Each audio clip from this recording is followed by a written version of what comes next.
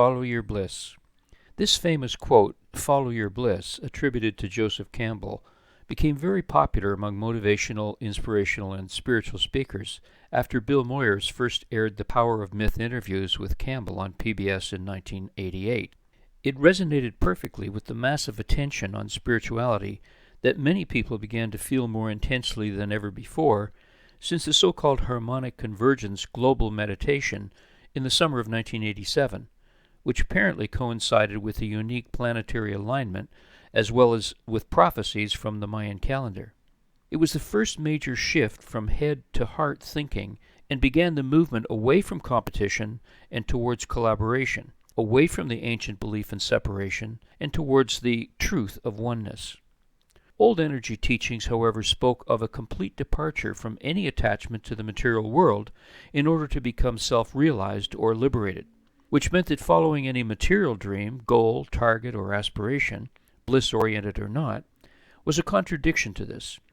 This was cause, conscious or not, for considerable stress for millions of so-called truth seekers who also wanted to excel in the material world.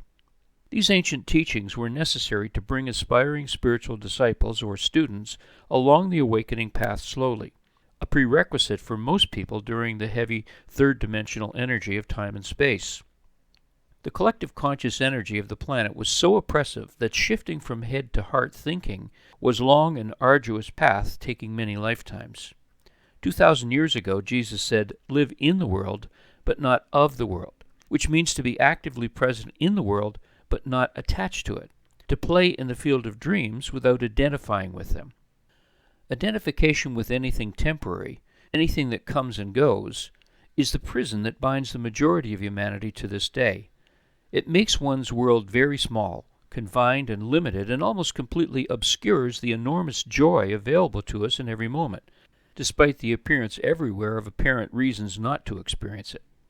Whether one is aware of it or not, the slow and heavy energy of time and space has been interfaced on an escalating basis with the energy of now since 1987, what some call the fifth dimension, and this is evidenced everywhere as chaos, confusion, and destruction, as the temporary structures of the dream we have believed into reality and lived within fall away, making room for the eternal experience of presence, the joy of beingness or oneness, not explainable or definable, since it can only be experienced and not described. This means that we can indeed now follow our bliss.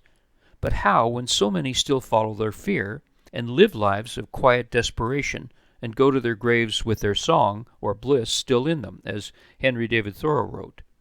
The answer is very simple now that the energies or frequencies of consciousness are so rarefied. We simply ask. There's no need to know what the source is.